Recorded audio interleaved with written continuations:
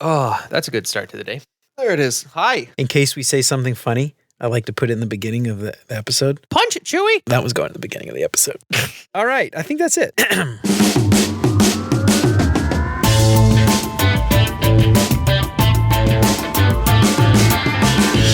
What's up, UX fam? How's your mom and them? Welcome to another episode of Beyond UX Design. I'm Jeremy. If you're new here, welcome to the show. I'm super stoked to have you. And if you haven't done it already, please consider subscribing to the show wherever you listen to podcasts. And if you are regular here and you feel like you're getting something out of the show, I would really appreciate you leaving a 5-star review. Not just 5 stars, I'm talking about a couple sentences too. Apple loves that stuff, and obviously so do I. That'll help me out way more than you can imagine. And as always, thanks so much to Siraquan, Stacy, Radu, and Megan for their support. And if you want to join Siraquan, Stacy, Radu, and Megan, that's getting to be a tongue twister there. Then help keep the show independent and ad-free. You can become a patron for as little as $3 a month. And if you do that, you'll get some sweet, sweet perks for your support. And of course, if you think the show is worth sharing, then I would love it if you told some friends. All right, now this week's book recommendation, I actually gave it last week when I talked about the new audible.com trial, but I'm going to do it again just in case anybody missed it. But Tom Griever's Articulating Design Decisions. If you want to download that book, head on over to beyonduxdesign.com/audible trial. If you remember, I've partnered with audible.com to get my listeners a free audiobook download by signing up for a 30-day free trial. Get yourself a free book and help out the show in the process. Now, Tom Griever's Articulating Design Decisions, probably one of my favorite UX books of all time, and I love it, especially for junior UX designers who don't have a lot of experience working with stakeholders and things like that. Tom's book is full of information, of things that they just don't teach you in school. You can design the most amazing interface in the world, but if you cannot sell it to stakeholders and convince them to buy into it, it was a waste of time. So head on over to beyonduxdesign.com/audible trial. Get yourself Tom's book. You'll thank me later. All right, I got that out of the way. I am super excited to have one of my good buddies, Andrew Macdonald, on the show today. Where did we meet, Andrew? We met some ADP list event a year ago? Yeah, the first ADP list design challenge, that VDC crossover. That's right. The Vancouver design, what is it? Vancouver design check-in. Yeah. And you're friends with them and Jarrell. Actually, it was funny. I got a call with Jarrell in a few minutes. Well, not a few minutes. After this, I'm meeting with him later today. Anyway, so Andrew is mildly existentially obsessive while passionate about inspiring people to do their best. Andrew Macdonald likes cooking and cycling, and his nickname is Ferret. He's busy these days building simply complex products for Rumor Avenue's clients and other ventures. Andrew, welcome officially to Beyond UX Design, man. It's good to have you. It's my pleasure. There it is. The classic my pleasure. It's good. The pleasure is all mine. Sir, no, it is not. It is mine. No. It's honestly really great. Every time you're chatting with you is just a joy. So to do it in a more official, it's just What's funny is, so this is really funny. So we started talking about a potential topic, a month ago. I can't even remember. I think we were posting on one of the same threads on LinkedIn. I can't remember exactly what it was. And you messaged me and you're like, dude, we should chat. So we got on a call and we started talking about it. And I was like, this would make a really great podcast episode. Well, at the end, I was like, we should have just recorded this conversation.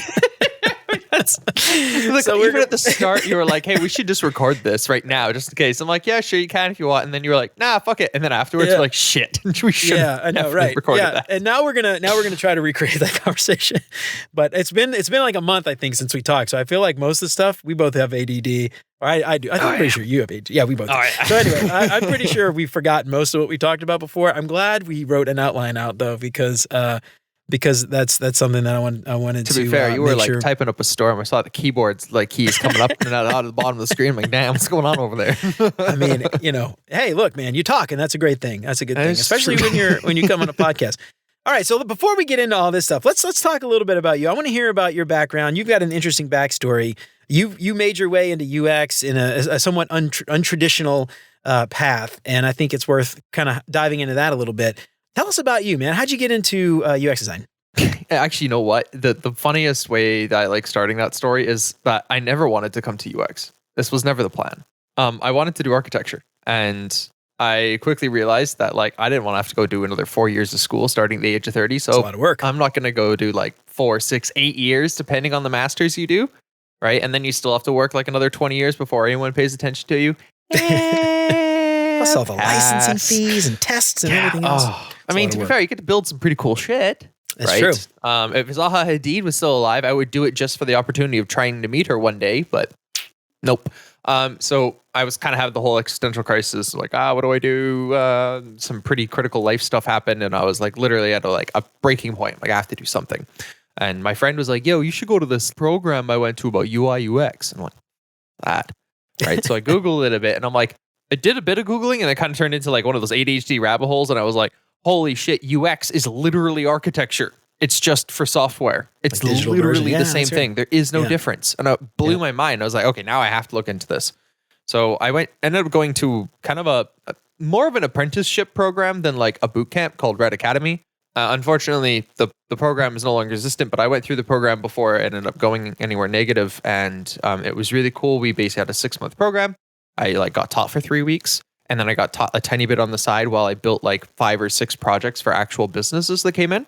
So it was like way more apprenticey than it was boot campy, and so that was my foot in the door technically. But I started with a really interesting background that like my dad's a tech entrepreneur. So all my dinner table conversations with him were always like, well, what is work like? What is technology? What is business and technology crossover? So I've kind of been mentored my entire adult teenage life. So coming here was more like, I want the language and I can figure it out. And that's basically what happened. I got the language. I got my first role. And it's just been literally flying from there. So That's awesome, man. Yeah, I know so many people that have like an architecture background that have gotten into UX. And I want to say Radu, I was just interviewing him a couple episodes back. He was an architect before getting into UX. I think it was Radu. I can't remember. yeah, there's like 4 people in the program over my 6 months that I was there, which is technically 2 cohorts worth. All of them were architects. They were working registered architects, and they're like, "Now screw this," and they were crossing over. It was mind-boggling. That's crazy, man. Well, somebody, whoever it was, if it wasn't Radu, it was somebody else. We were talking about this. You're designing for the physical space. You know, it's the experience of a human in a physical space versus the experience of a human in a digital space. And so there's a lot of overlap. Absolutely. Every time I think more and more about this, the more and more I'm like, it is the exact same thing, right? Even if you get down to like, oh, well, they work in material science. They have to deal with materials. Yeah, that's called technical architecture for us. It's the same damn thing. You just have to consider it, right? The process is so identical. And it just comes down to language differences. Transferable knowledge skill and sets. skills. Yes, yeah, that's what 100%. I don't know. I'm not good at words. Institutional knowledge obviously is less transferable, but like process and skill set, Yeah, for it's sure. the same thing. Yeah. So anyway, so we started talking about back then a month or 2 ago about this idea of UX education, and part of the problem with what we see today as, you know, people coming into the field that are not prepared for the actual work. And you had this background in sort of a boot camp, sort of an apprenticeship kind of thing. And so you had an interesting perspective, which is why I wanted to have you on and talk about that. So I want to talk about, you know, UX education today from what you've seen. And you were also, we didn't mention this, but a mentor on ADP list. So you've also talked with a lot of people as well. And you've seen a lot of the same issues, same problems that I have seen over and over and over again, talking to people, same problems, same questions. So talk about that a little bit if you could. Just some of the things that you've seen, people coming in, and some of the problems that you've noticed. On one hand, it's heartbreaking. On the other hand, it's just fucking frustrating, dude. And like, I know you and me have like, we've shared war stories, right? We've gone back a couple times and like, no, that person did not say that. Oh, yes, they did. I have the receipts. And it's like, oh no.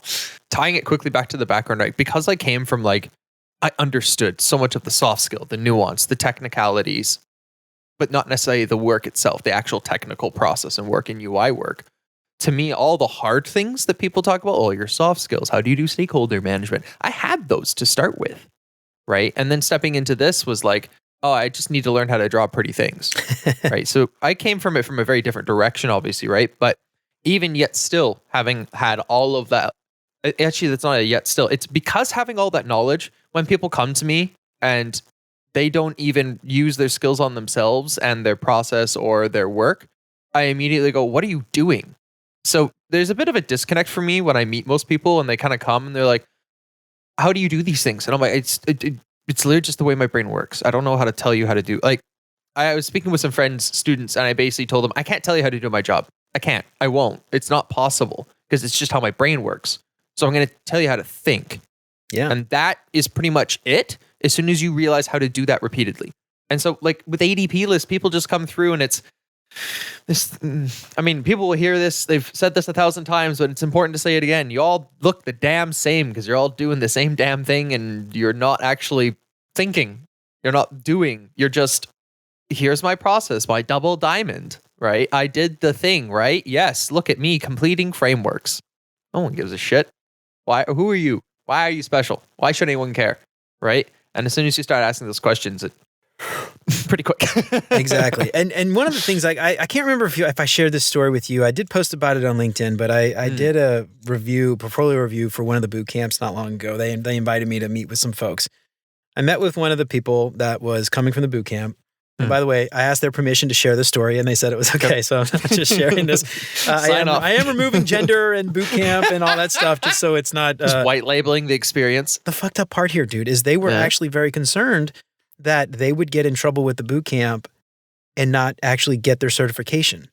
There was actually a fear there, right? And so they reviewed this portfolio, this case study with me, and the whole idea of this prompt was essentially to increase the amount of time a user spends in the app. Oh, yeah, I remember you did tell me about this one. Yeah, go on. This is good, though. The people need to hear this. Yeah, and so the whole point of the case study was to increase the time, or the prompt, rather, was to increase the time spent on the app.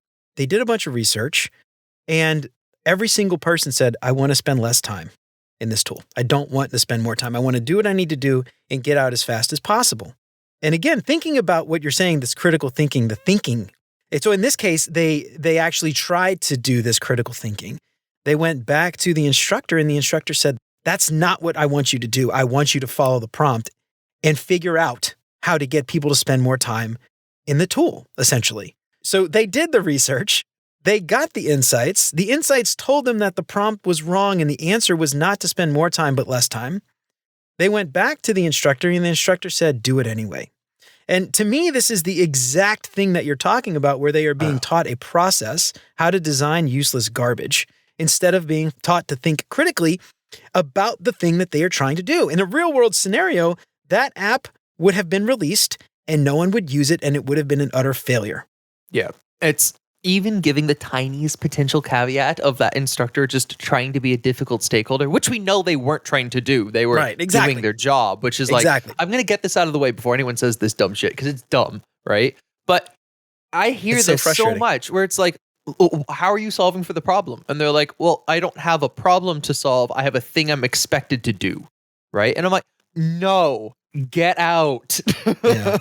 This actually is the perfect time to kind of tie in the whole crux of my problem with this is that caveat emptor, obviously, get that out of the way, blah, blah, blah, buyer beware. Right, okay, said, whatever. It's not enough to prevent this original point, which is the issue is not the individual generally. It's that the schools are lying to you. They're not giving you full skill sets. They're not actually teaching you to be functionally useful in this job. They're teaching you to be glorified graphic designers that printing press out like wireframes based on like poor rationale and usually are like horrific research processes. Like I bet every bootcamp student that comes to me, I go, have you read Erica Hall's book yet? Right? Just enough research. And they go, what's that book? And I'm like, don't come back until you've read the book straight up. Like respectfully, just don't. Because if you don't even have the basic fundamentals of understanding the differences of applied / business research versus like academic research, without honoring what academic research has like given us to do this skill set, you can't even do this job properly, right? Yeah. It's mind-boggling. Yeah. And these people think that they're ready, which is like, I appreciate your enthusiasm and I honor the sense that you want to change your life. I want to support you in that. But you've been lied to, straight up. There's a reason people are so vilified against the institutions that you've used.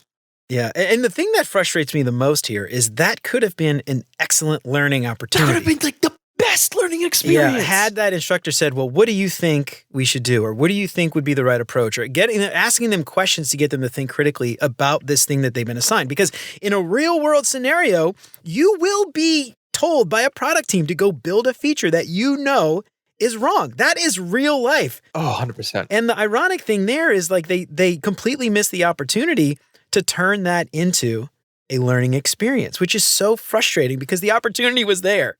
The opportunity was absolutely there. That's like a golden ticket project too. Like you're just like, that's it, baby. We're good now.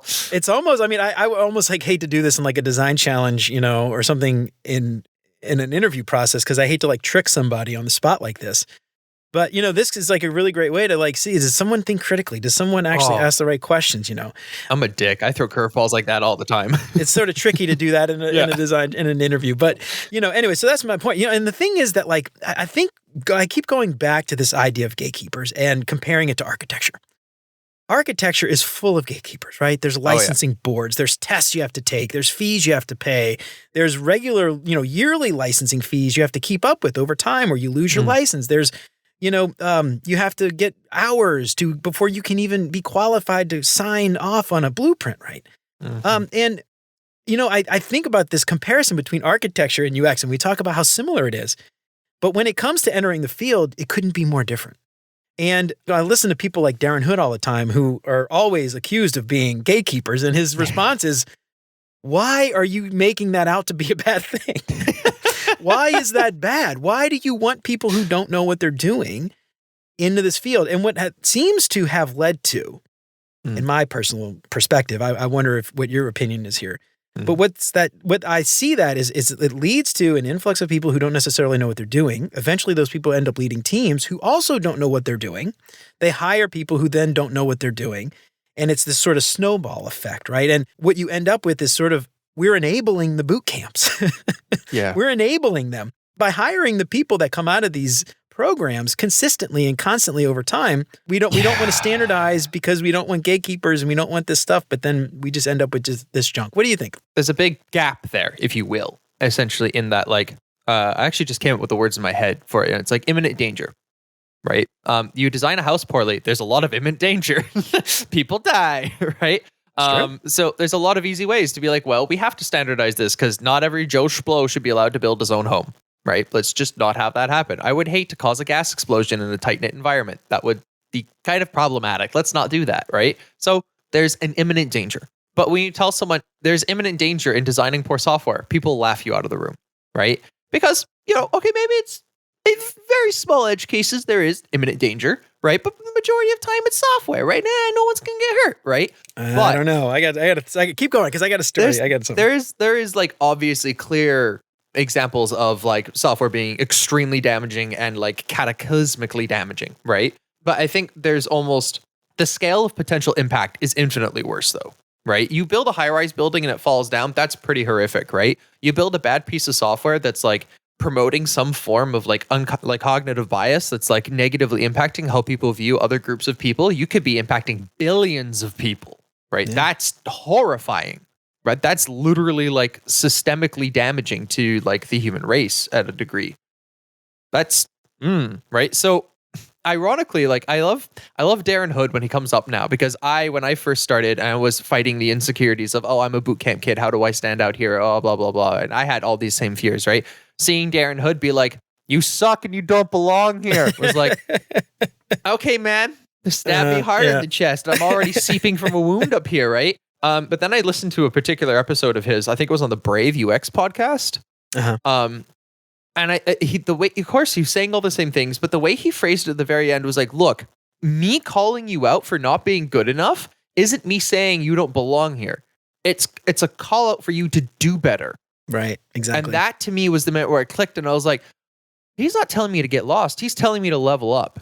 He's telling me to get real, right? Exactly. And that was like, because I'd come here from such an existential cry of like, I've got to do something with my life, to use my weird neurodivergent brain in some way that's useful, right? That was the moment of like, start showing up, dude, right? Because you've tried to show up, but you're not showing up, right? And that was my wake-up call to be the best that I could. And so nowadays, I'm like, go listen to Darren Hood, right? It's going to hurt, but you deserve to hear it, right? And I now tell I'm everybody like, the same thing. I'm 100% behind the guy, right? Yeah, we should standardize, right? And I think I put this recently to another conversation I had that I mentioned to you. It was basically, are we to blame as an industry for where we are? And I think, yeah, there is a degree of that, right? Our refusal to standardize because we want to allow easier barrier to entry is damaging our capacity to be valuable, right? Exactly. And yeah, we should standardize. Do I think we should standardize because it should limit people coming in and out or going? I don't think that's the reason we should standardize, but we should standardize to kill the boot camps, 100%. We need to kill this predatory marketing model that attacks people in like vulnerable places and converts them into this idea of you too can work from home and make six figures and never worry about your future ever again and solve complex problems. Oh, by the way, just give us like low five figures and your life will be different.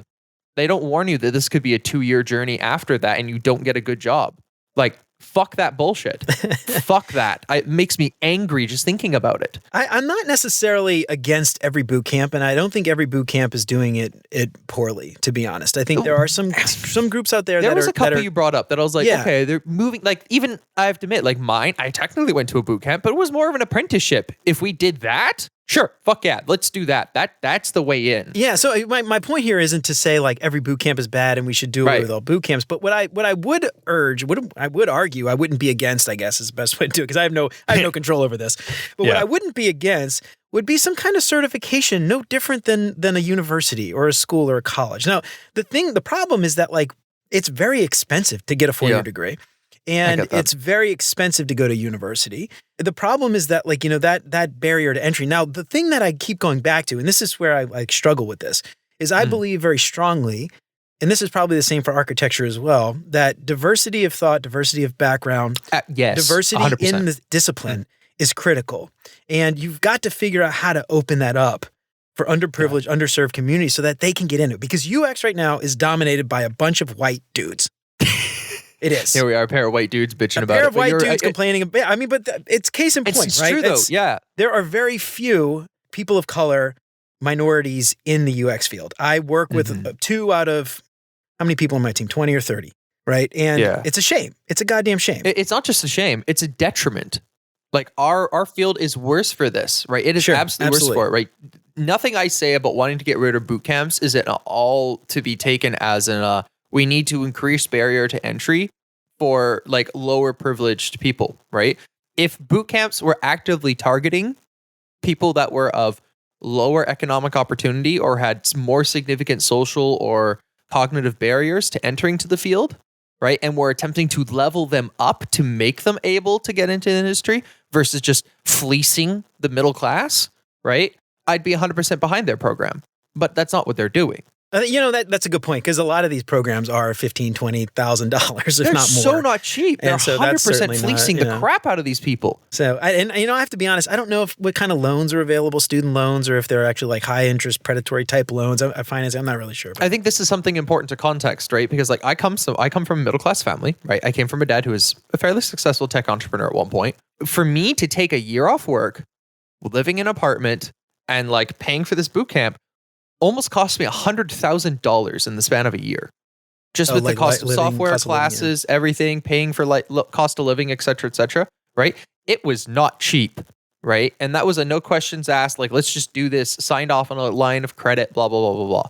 I could not have pulled that off if it wasn't for the economic opportunity my family provides me. So now imagine some poor guy working at McDonald's because that's all he's gotten through his life and he's just desperate to make change for himself. And he has great insight that would be like critical for our industry to use to make successful software that's going to help people's lives. How the hell is he supposed to get in here? Yeah, exactly. Right? Throw away his life savings? It's fucked. Yeah. And so, you know, I go back to what I said a second ago, and I think about the fact that like the boot camps are still, you know, maybe cheaper than university, but they're still not cheap. And I feel like there's got to be something there. You know, I would be interested to see what the sort of makeup, the diversity makeup of the architecture industry, at least in the United States, might be, you know, or in North America, perhaps. I know that architecture does see a lot of international students come to their programs. So they do have a degree of diversity. I know there is still an old boys club that kind of runs the show, but like there is far more diversity there than you would necessarily see in other places. It is one of the few, as I understand it, areas that is a bit less barriered in that way. Or at least that's my perspective. I could be wrong. I I'm not really sure. I don't really know. I do have friends who are architects, but I don't really know that much about the field itself. But so the thing that I go back to here is, you know, like we're enabling these boot camps, I think, through how we hire, how like the standards, not or the lack of standards, I guess is a better way to say this. Yep. You know, anybody can literally do almost anything at any company and call themselves a UX designer, product designer, visual designer, UI designer, UX UI designer, UI UX designer.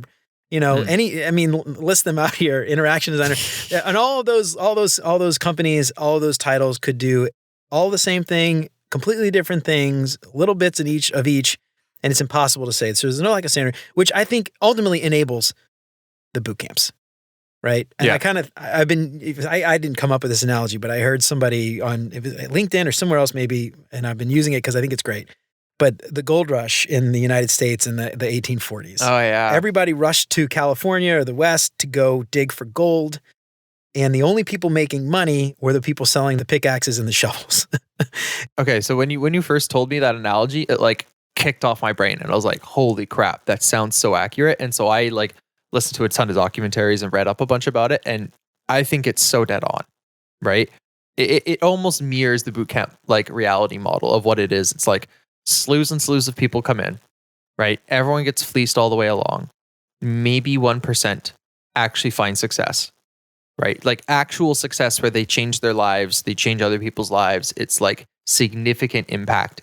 And everyone else just gets back home screwed or dies. How many people dying in boot camps today, which is good. I don't know if people are dying in boot camps. Their souls may be dying. Maybe their souls are dying.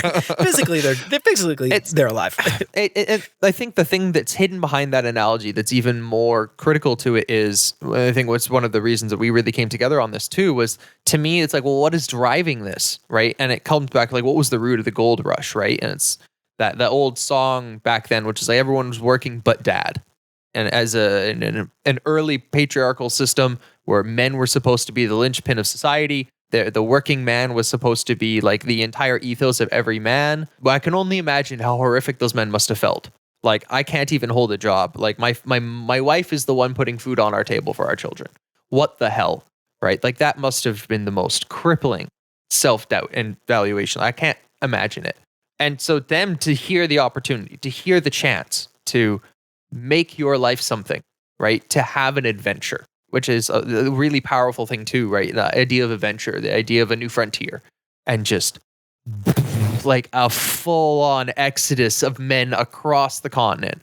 I mean, maybe this is a very Western thing, right? Well, I'm sure there's also stories like this in other parts of the world as well. Mining discovered in another part of China, right? And everyone flooding there for jobs, right? And it's people chasing hope. Right. And I think that's the thing that I latch onto in the analogy is, what is everyone running away from or running to that they're trying to come here? What is happening in everyone's day-to-day life that they're coming here in the first place? And it's not to cast doubt on intention. It's to reflect on, why are people vulnerable to boot camps? You would think a person who has a career or is just looking for a better opportunity would have more rationale to be able to look at it and go, wait, so most people do a 4-year degree and they're somewhat equipped for the job at best. But you are telling me if I give you 5 figures, you're going to get me equal to them in 6 months? Like anyone at that moment be like, how many of you are hiding in that fucking trench coat, right? Like, fuck off. No, leave me alone, right? But yet here we are. And all these people are falling for the same ruse. What's going on, right? And I've been trying to think about that a lot. I've been trying to think, well, how do we solve for that? Or how do we better support those people? And that's a whole other, like, that's a whole question in and of itself.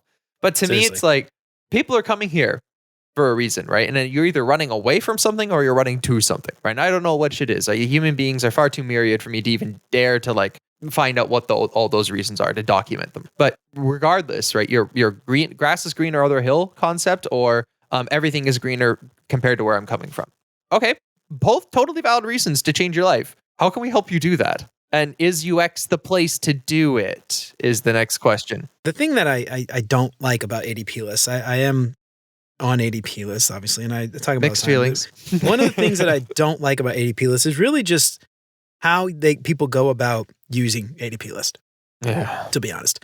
And often I get people that just like, show me how to do this thing, or can you critique my portfolio or something like that. And it's like impossible to do that without understanding you and why you're even here asking for help in the first place, right? So generally it's funny because whenever somebody comes in ADP list, I schedule a session, they always like say, I want a portfolio review or help me with a case study. And we never do it. The first session, at least. It's always spend an hour. Why? Yeah. Why are you here? Why did you get into UX design? What are you trying to achieve? You know, and it's funny because I always hear sort of the same thing. Nobody ever says paycheck, but I often, It's always there. No one ever says the money. But, I wonder if it's like the Hawthorne effect, like people know that I'm asking and so they don't want me to judge them or something, 100% right? So, Hawthorne effect. Yeah. I don't know if that's the Hawthorne effect. Maybe that's a little different when I'm not, they know they're being observed, but I don't know. Anyway, there's probably some similar cognitive thing there going on.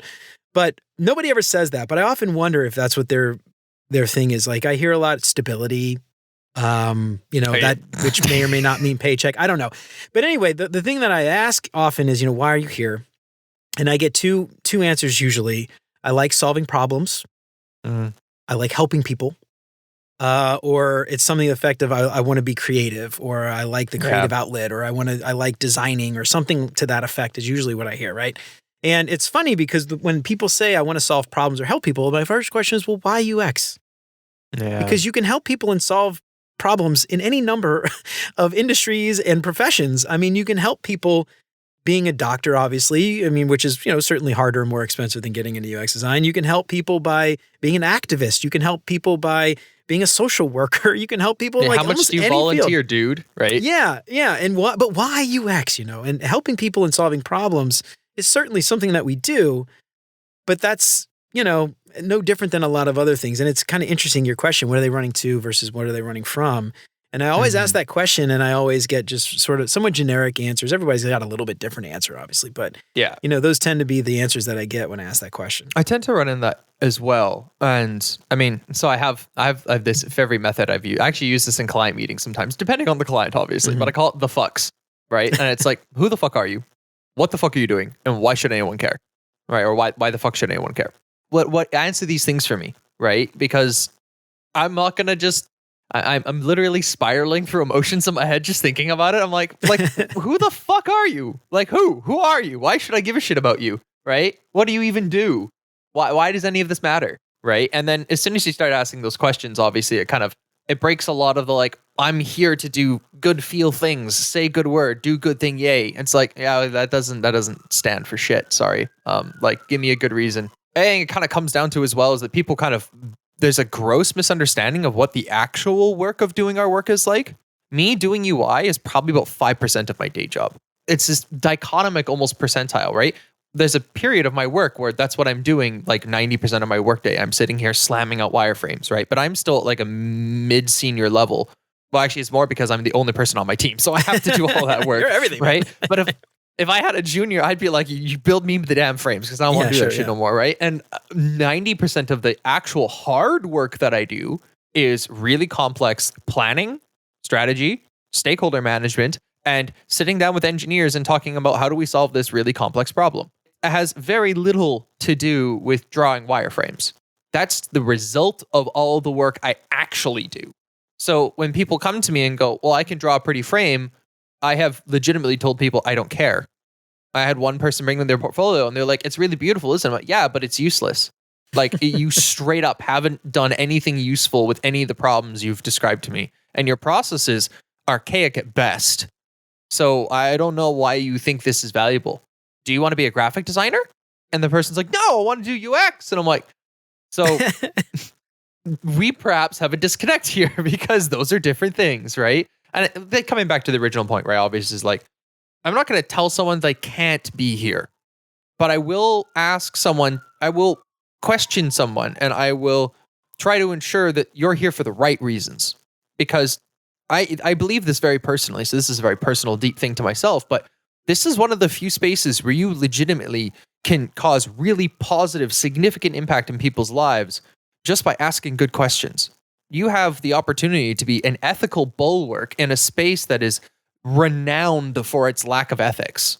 You have so much capability and potential in this space to do incredible things. But if you're showing up here out of a boot camp thinking I'm going to make pretty things and I'm going to make lives better, get the fuck out. You are not ready for what you were about to get stormed with, right? And that's not get the fuck out, you don't belong here. It's I'm sorry you've been so horrifically misinformed. Now we need to help you convert to the reality of what's about to happen to you. And I think there's a lot of people too who come here thinking oh, I can just make pretty things. And it's but that's not even your job. That's literally not your job. Yeah. I mean, unless I hire you to do that exactly. Which Yeah, then I I'm might hiring need a you. graphic designer. I might need you. I might need a visual designer to do that exactly. But at that point, I know that will solve a problem for me. I know that I need that skill set because I have a problem and a gap and I need it filled. So I will hire you to do that exactly. And I think like one of the things that frustrates me, I think the most is I don't want to say pity. Pity is the wrong word. But I feel like a lot of the people that have come out of boot camps are being taken advantage of, which is the whole reason why I want to talk about this today. It's not to bash the people that are coming out of boot camps. It's to get people to think critically, not just about the boot camp that they are about to sign up for, or to hand over a ton of money while they're in the boot camp. When they finish the boot camp, it's imperative to understand that the thinking critical piece is probably the one skill set that is the most important for you to know as a UX designer, but it's the one you probably didn't learn in the boot camp. Yeah. And 100%. pity, again, is the wrong word because it's not pity. It's just sympathy, empathy. I don't know how to describe the feeling that I feel. I feel sorry. It's like I have empathy. I don't know. Yeah. I get it. It's like, so I have empathy for it because I went through it, right? So I know what that feels like. I have a lot of sympathy for like, I'm just desperately trying to change my life. Right. That's like, okay, I get that. That's good. I like, as a human, I applaud that. As a designer, I question it. And then that last part, the sense of pity is like, I've stopped having pity for people that go to boot camps, right? The obvious caveat emptor first, like in the end, you bought what you bought, right? So you just have to own that responsibility, right? Jocko's concept of ultimate responsibility, I think actually applies here perfectly. I've got myself in this place. Congratulations. You fucked up, perhaps. What are you going to do about it? It's all your own fault. Figure out how to solve for it. And that actually would probably be a great practice for you in our skill set, in our work case. So like, get used to this, right? But now it's just frustration at like the actual institutions that continue to do this, right? And I think the biggest thing to instill in the people that I feel sorry for, that I feel are under-equipped, is like one of the biggest lies that I see being told to you is that it's just this little window of work. And then you get to show up at a job and do a job like it's a job, and you're good to go. You're home free. That is such a filthy, dirty lie. If you actually want to come here and do good work and actually impact people's lives and actually solve hard problems, this is more of a craft. It's an obsession. It's something you think and do, and it's the way you move in the world and look and observe things has to change. And it becomes so practiced that like nowadays I like literally can't walk around a store without like thinking about the way it's laid out, right? Yep. Like my brain will not let me not think this way anymore. To be fair, I started this way, so maybe this is my neurodivergent brain talking to neurotypicals and being like, you can't because you can't. But like at the same time, you coming here and just being like, oh, I'm just going to execute a double diamond process and that will solve every single thing I run into is like it's so violently wrong. It makes me sick to my stomach sometimes. You have to come here and like obsess about becoming really good at this and thinking in a completely different way. Maybe the way you think is already completely different. Fantastic. You're on great footing. But now you need to learn how to use that tooling. You need to learn how to use that craft, right? And that's a lifelong thing. And again, just to stress here, because a lot of people listening to this episode are junior designers who may be going through boot camps, looking for a job, can't find a job, and are very frustrated. The point of this conversation today is not to kick yourself for signing up for the boot camp or kick yourself for wanting to become a UX designer. Just do that once, okay? Yeah, kick just maybe once. Kick the boot camp if you could kick. If there's like a physical manifestation of the boot camp, kick that. kick the boot and just get your anger out. But the point is again to just like you said about Darren Hood, it's not to make you regret this decision. It's to make you think critically about the decision that you have made, and think critically about the next step and then the path forward from here, knowing that you weren't taught the things you were supposed to have been taught in a perfect world, right? Knowing that you don't have the skills and you didn't get the skills and you paid a bunch of money and that sucks. What are you going to do now?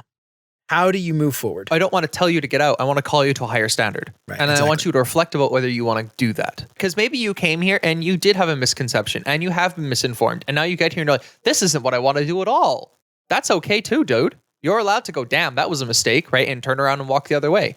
There's nothing wrong with that. You're no less of a person for it. And this isn't for everybody. This is fucking weird, hard work to do. Absolutely. It's exhausting. I have some days where I like pass out in my chair on my desk, wake up 2 hours later. I'm like, God damn it. I am going to sleep like shit tonight now. Right. But this shit happens and it's not for everybody. don't think poorly of yourself for that, right? That's just a learning opportunity, right? But those of you who do come here and are like, no, I'm going to do this. I want this. This is it. I feel this. Then this is the call to the higher standard, right? It's like, okay, well, what are you going to do now? Right? And no, I'm not going to tell you what to do. I'm sick of people asking me to tell them what to do. That's not the intent here, right? My intent is to I want you to figure it out. Because if you can figure this out, writing out the story of what that was like is a better piece of work for your portfolio than anything your bootcamp gave you. No questions asked. Well, the interesting thing too there, you just said this, I think it's worth highlighting, is your job as a UX designer is to figure it out. That is your job. Once you get the job, if I tell you exactly what to do to get a job, you can't do this job. I mean, this goes the classic teach a man to fish. Teach a man to fish or give them a fish. I could give you a fish, but what are you going to do when the fish is gone? What are you going to do when you get the job? Mm-hmm. I told you exactly what to do to get the job. Now you can't do the job. You can't do the job because you weren't prepared to think critically and to actually ask questions and figure it out. And I will be the first to admit that sometimes you get a job, there are things you just don't know. It's not that having, let's say wave a magic wand and boot camps actually function like they're supposed to. You get a job, you're still not going to know what to do, right? I mean, even if you were completely prepared, there is nothing wrong with getting a job and being over your head. I mean, that pretty much everybody, 100%. especially first time you get a job, you're in over your head. Oh, yeah. Until you start doing it and then you get used to it and then you understand wait, I actually did know what I was doing. But I think that's something to think about, right? When you go and you find a mentor, you find someone you want to be a mentor or whatever, and you ask them what to do, you want them to give you a list of things to want to do. To me, what that says is maybe this is not the right field for you. If you're looking for someone to actually lay it out for you and you aren't willing to do the work yourself, what are you doing here? What are you going to do when it comes time to fight against a product manager who is dead set on doing what you know is the wrong thing? Just like that example before, that I used with the bootcamp case study. What are you going to do? It's such a perfect example. Honestly, that story there is just so it's so picturesque. It's like a chef kiss. Yep, it's fucked. Yep. And that's what's wrong with the industry today. So we talked last time about the problem with UX education in general is that it's very nebulous. It is not a linear thing. And it's very difficult to teach something so nebulous.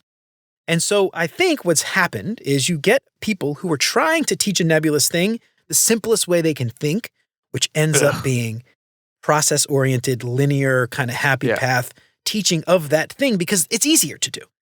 And you said something that's really interesting, and I want you to expand on this if you could. But when you said something, systemizing the way of thinking poisons it automatically. Oh, yeah. Do you remember even saying that? Yeah, I do remember that. That was good. Yeah, tell me about that because I think that's worth diving into a little bit. Damn, that was really good, actually. It was. It's a good quote. Should make it a meme. So you try to systemize the process to make it repeatable, but the inherency of what made that process work was it was non-repeatable. And I think it kind of comes back to the original statement of I can't tell you how to do my job, I can teach you how to think. If I teach you how to do my job as a process, you cannot think because you do not know how to think. You know how to process. And that means that the system of processizing this has poisoned the well, right? I have prevented you from being able to think because I haven't taught you how to think. I've taught you how to do. But then you don't know how to think. And if you don't know how to think, you don't know how to solve. And if you don't know how to solve, you're not fixing the problem. So my attempt, if you will, to synthesize the complex process of critical thinking, which is quite literally just what this is, right? If you take it to really simple terms, and attempt to distill it to a step-by-step process, you have failed the millions of ways that it can be done. If you have a path through a forest that has no path, but you take a machete and cut the one way you walked, that doesn't mean that's the path through the forest. It's just the path that you walked. There are any other number of ways one could have traversed the forest, right? But you cut a path. If 1,000 people walk that path, you get a trail. But what is there's actually an interesting analogy here. When you walk through a forest and you walk through a trail, right? Once in a while, you may see some wildlife, but it's usually just a little bit distance off because Mother Nature's running away from your ass because they're like, oh, humans in my space, get away from me. And they're going to kill me. The true natural experience is curated, it's changed, it's poisoned, right? It's not the same as it used to be. If you want to have a real experience with nature, you've got to walk a couple kilometers, miles off into the middle of off nowhere. You Canadians and your metric system. To be fair, I measure in feet and in kilometers, so like, Lord help me. Oh God. But like, I interrupt you. Go ahead. Yeah. So following that analogy, right, just trying to bring that all together, right, is this curated experience of what people think is now the solution, and the process is no longer truly it anymore. It has been so exercised from the reality of where it is that it is now just a plastic artifact, right? It's no longer the truth. And as a result, I think that there is a degree that you can teach frameworks. Those are reasonable because they're small executable pieces of work, but they're not the work. And everyone has now confused the idea that frameworks are the work. And that's never been true. And any amount of like advertising that it is I would say bad faith. You know, this is interesting because tying it back to that concept of physical world versus digital world. We talked a lot about, architecture, building buildings, things like that. And I've been using this example of like a carpenter to think about our work. And yes, you mentioned frameworks taught as a tool versus taught as the work. Yeah. Right. So when you think about frameworks as a tool, it's a tool in our toolbox. We talk a lot about having a toolbox. We've got a bunch of tools in a toolbox. The trick is not to know how to use the tool and use that tool the same way every time. The trick is to know what tool to use, when it's applicable, and what a desired outcome each tool might give you. Yes. So I think about, a carpenter has a bunch of tools that they can use to cut wood. They've got a lathe, they've got a planer, they've got a saw, a jigsaw, table saw, whatever, chisel, right? You want a rough cut, you use a handsaw. You want more precise cuts that can be repeatable over time, use a table saw. You want some ornate cylindrical shape, use a lathe. You want trim down a thing, use a planer. Right. Right. All of these cut wood, but they give you completely different outcomes when you apply them. And I think the trick is to know, a carpenter's going to know, I need to cut this thing, I need a router. Right. I have to use a router here because that is going to give me the effect I want. Could you get the same effect with a handsaw? Probably.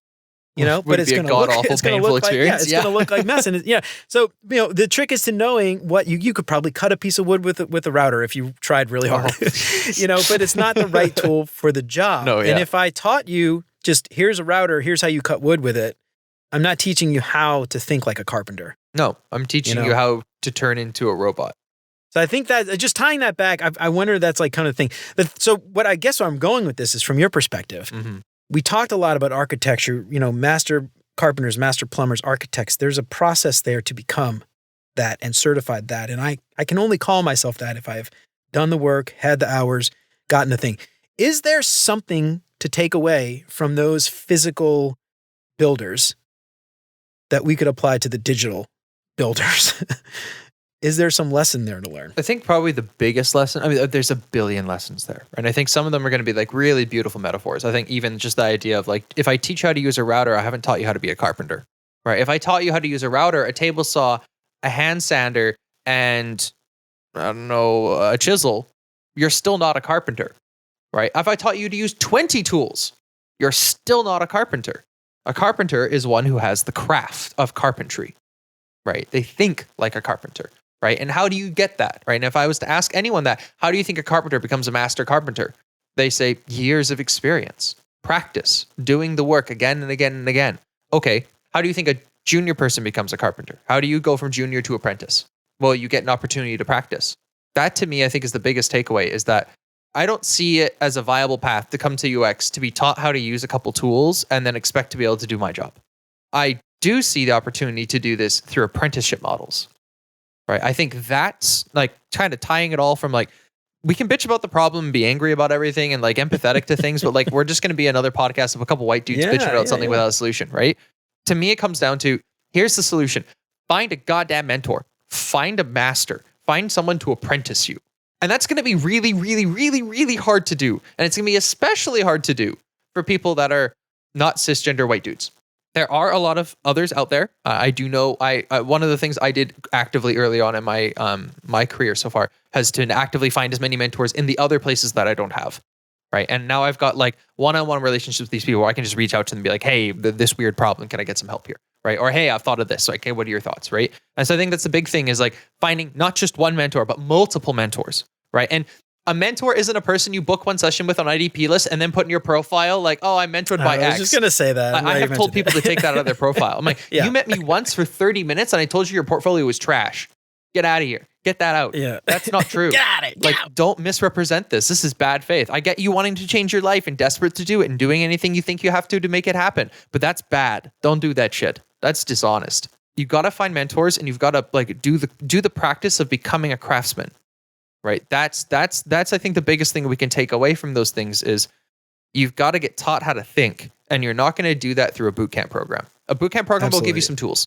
That's great, but it's not going to teach you how to think. Yeah, I think that's the thing too. And again, I do want to note this. Like we've complained about a lot of stuff, mostly because it's cathartic. It's cathartic to complain. It feels so good. Everybody can complain. I don't do a lot of complaining. I do a lot of complaining. I don't do a lot of complaining on this podcast, but it's kind of cathartic to complain. But having a solution when you're complaining, I think is the differentiator there between just people who bitch and complain and people who actually do stuff. And the apprenticeship piece is the piece. And you could talk about certifications, you could talk about tests and license and all that stuff. Yep. That still doesn't solve the problem. 100%. No. That still doesn't, so that might keep people that don't know what they're doing out, but it won't solve the problem of education. And the hands-on experience piece, that to me is the piece that I think those physical builders have mastered. Yes. Right? You can go to carpentry school. There are trade schools out there. But once you graduate that school, the first thing you will do is become an apprentice and work under somebody. You're not going to lead a team. You're not going to go, maybe you could go off and find some random person that doesn't know how to do the work and convince them to pay you to do it. But that doesn't mean you're a master yet. Doesn't mean you're going to learn. Doesn't even mean you're going to learn properly at that point either. Right. You might be learning to do really bad carpentry. Right. I think there's a turn of phrase I use for this, which is us creating barriers to entry is not how we succeed as an industry in solving our problems. Us improving paths to access is how we're going to solve this. There's a difference. I find when people, like, coming back to that word gatekeeping, actually, I hear when people get upset at the word gatekeeping, they're thinking of people putting up barriers to access. But what I've always heard from a lot of the people, like even reflecting on some of the people I had poor experiences with, right? They weren't trying to put barriers to access. They were trying to change the path of access, right? Or they are critical of my path of access. And they were right? It was, you aren't fucking ready right now. Right, you're more ready than it's led to believe, right? Especially after I had some conversations with them, they're like, "So how did you fucking do this bootcamp project?" Like, well, it was a small business that came to the school and they needed this app. They went, "Wait, what? This is real?" Yeah, no, this is a real thing. I dealt with like the founder. I built him this thing, right? Or I dealt with their like liaison for this project. Like I this is real. This is a real thing with a real problem statement. Right? They go, oh, okay, well, that's better. That's okay. This is better. Let's talk. But up to that point, right?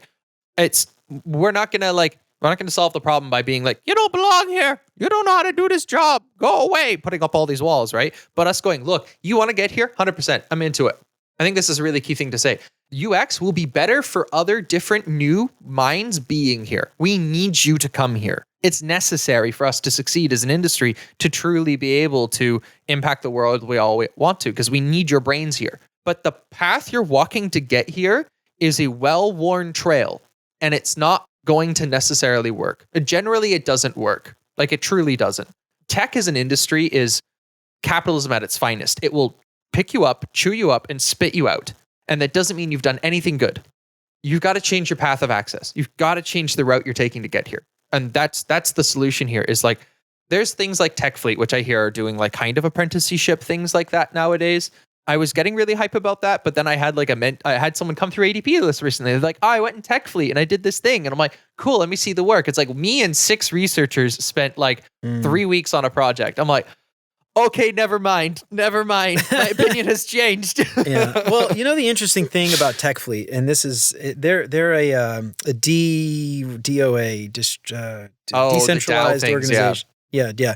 So they're decentralized. So like the way one team might function is not necessarily, which I haven't really dived in. So I can't say too much about TechFleet, to be honest. I know they are one of the few teams that are doing an apprenticeship program. I will say that. Yeah, I don't know it well enough to say. I just know that one experience.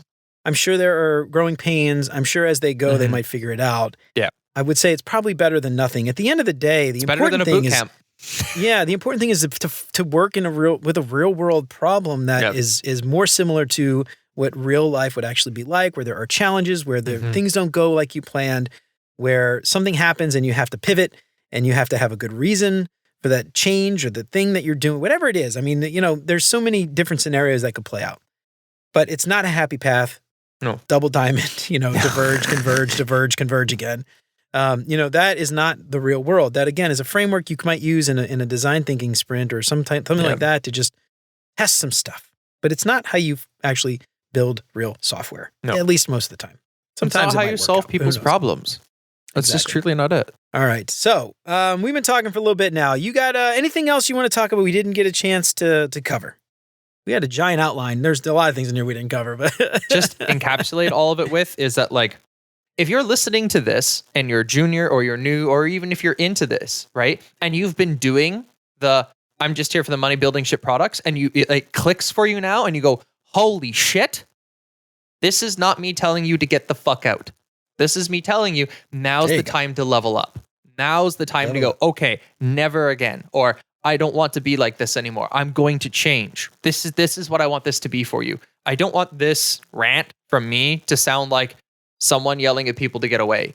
I'm yelling at people, be better, because you can be so incredible here. There can be so much good here, and you can truly become like this wickedly powerful capacity to cause change and do good things and build cool products.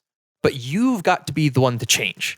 And that's the big call out. That's the big reach down to lift up is change for your better, change for yourself, even if you just have to, because you will be a better human for being able to critically think for yourself. That's already a joy that we need more of in the world these days. But for our industry, especially, right?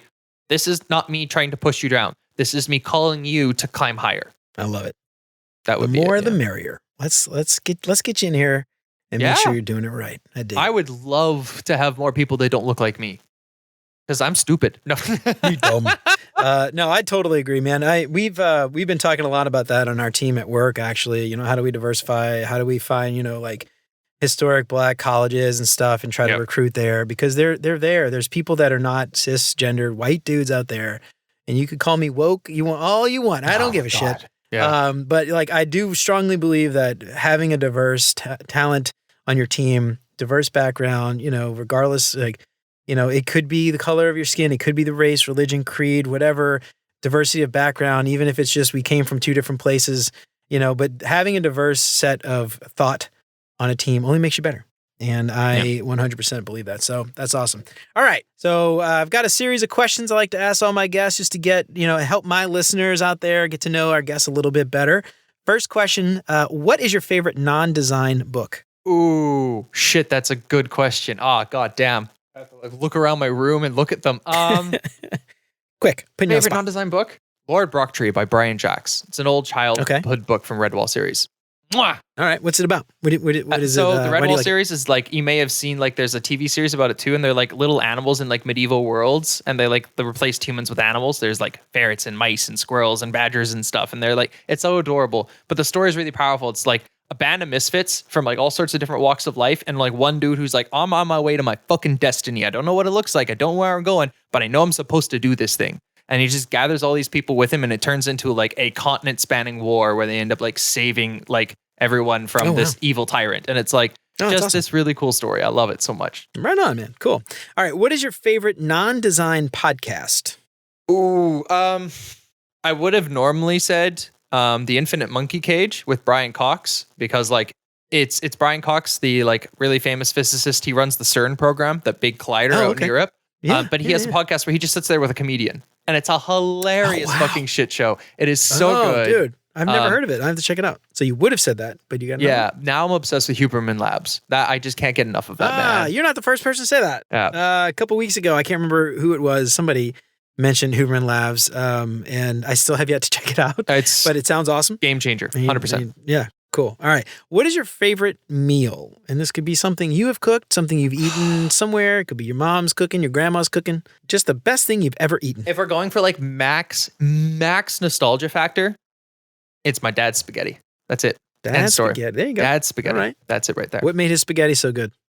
I think it just goes back to the childhood where like we didn't have all the things that kind of people would assume it sounds like I had in my life. There was a point where my families were very, very poor and life was very difficult. And the spaghetti was just a thing we always went back to. It was just a meal where it was like, what are we having tonight? Dad, we're having spaghetti. I was like, yes!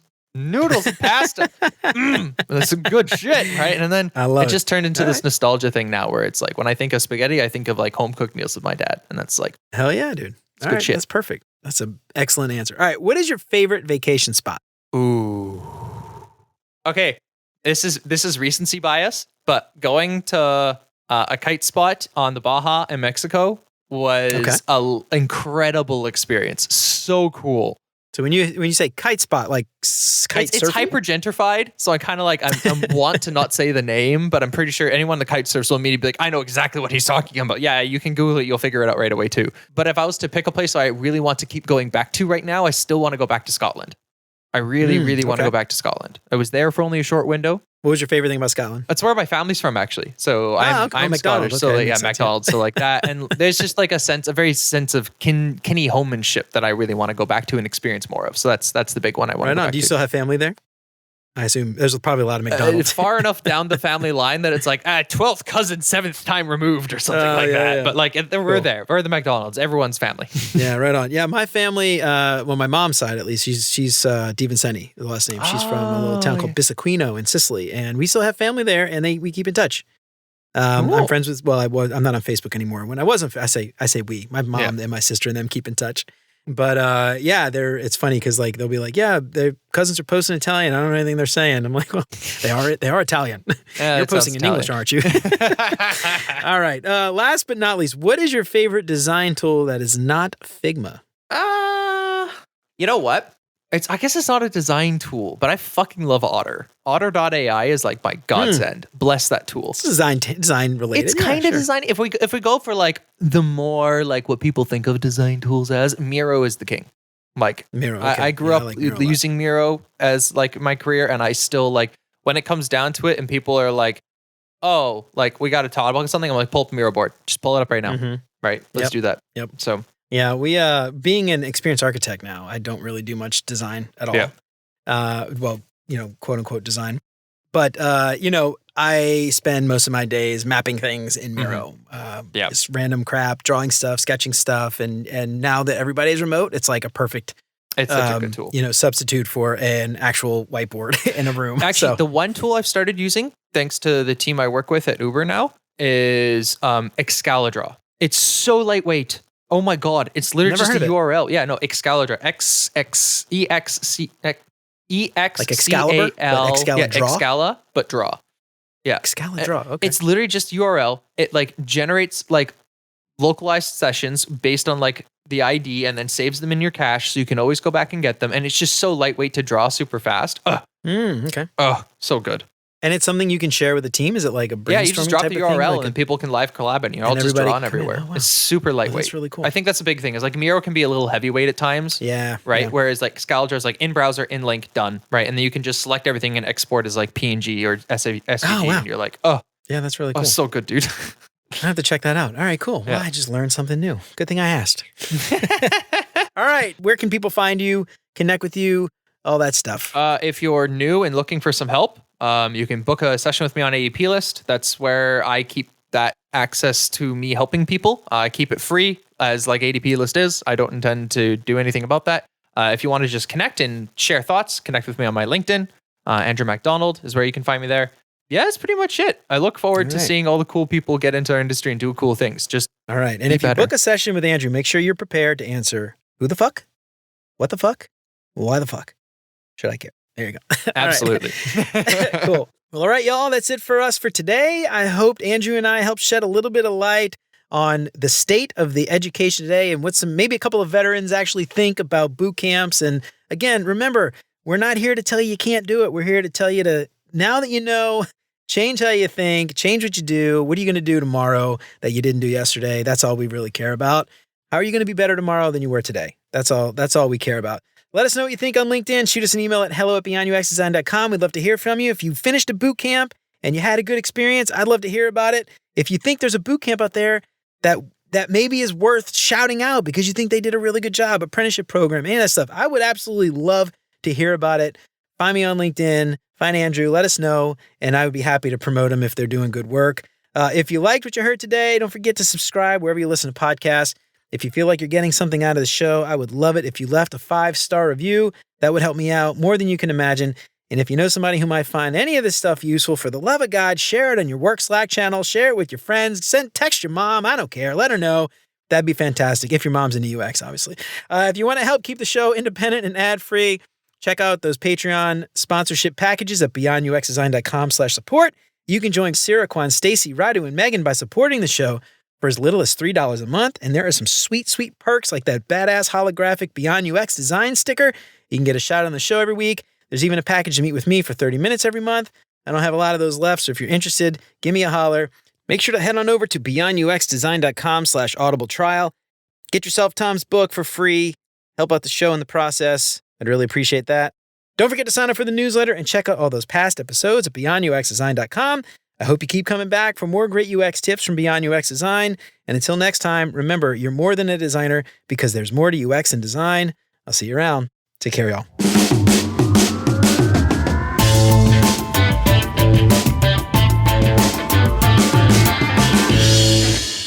Done. You got a heck of an outro, dude. That's really solid, actually. Is that good? I didn't know you had a Patreon either. You're about to get a new Patreon supporter. You have to do that, dude. Don't worry about that. I don't know how like Dan Carlin and his hardcore history episodes are like 5 hours long. People eat that up, but I don't know. I'm no Dan Carlin, so I guess that's part of the problem.